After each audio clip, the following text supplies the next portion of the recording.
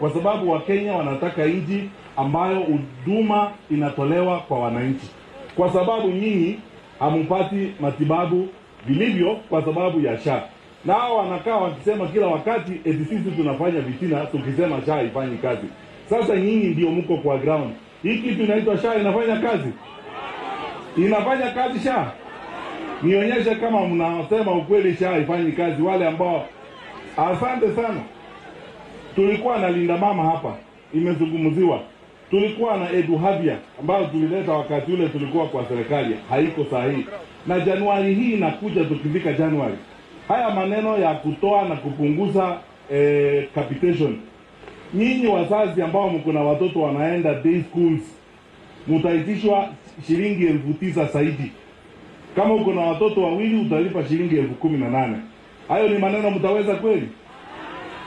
Ndio tunasema hawa wangwana, kazi ya kuongoza nchi yetu imekuwa ngumu kwao, kwa sababu tulifanya haya maneno. Tulikuwa na free primary and secondary education, tulikuwa na Linda Mama, tulikuwa na hii maneno ya Eduafya.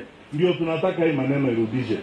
Kwa hivyo ninawaomba vile mumeomba na wale viongozi wengine, tunaweza kuongea hapa mpaka usiku kucha, lakini mjue kwamba siku ya Alhamisi tarehe 27 unakata kauli kuhusu maisha yako wewe, sio maisha ya mtu mwingine.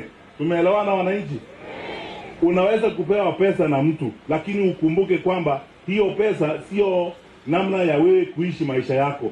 Tunataka wananchi wetu waishi maisha ambayo ni ya heshima, lives of dignity. Si eti kuja kuwekwa hapa unapewa pesa, baada ya siku hiyo ya kura kila mtu anapotea. Vile hao walidanganya watu wamepotea, wanaendelea kupora nchi pale na kujitajirisha, na wale watu wanaumia ni wananchi nyinyi. Ama namna gani?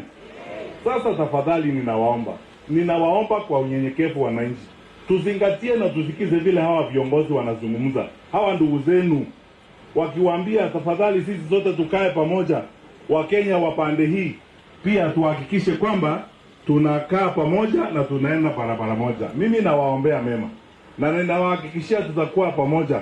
Tutashikana na hawa ndugu zangu vile wamesema, na tutaendelea kuyazungumzia maneno haya, na majaliwa ya Mwenyezi Mungu pamoja na support yenu tutapata nafasi ya kuunda serikali mpya ambayo itarudisha Linda Mama, ambayo itafanya mambo vile inatakiwa kufanya kwa ajili ya manufaa yako wewe mwananchi wa nchi yetu tukufu ya Kenya.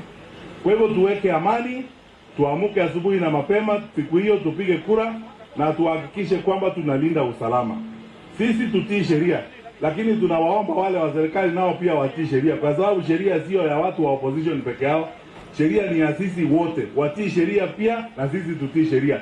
Wasipotii sheria, they will lose the moral authority ya kuambia. Mambo ilianza huku Tanzania, alafu usalama ukazorota, shida ikaingia kwa sababu ya kutotii sheria. Wale wanasimamia uchaguzi wako hapa wote, na wale wananisikiza, muelewe kwamba mkifanya mapendeleo na mkiangalia upande mwingine wakati serikali inafunja sheria, you are contributing to anarchy yourselves. Mimi nawashukuru. Majaliwa ya Mwenyezi Mungu tutarudi hapa siku ingine, tukae vizuri, tuzungumuze na tusikizane na tuelewane vile tutaweza kutembea safari. Lakini nawaomba musisahau na musituaibishe tafadhali. Sisi hapa mupigie huyu Seth Panyako kura, tumekubaliana. Asante sana na Mungu awabariki.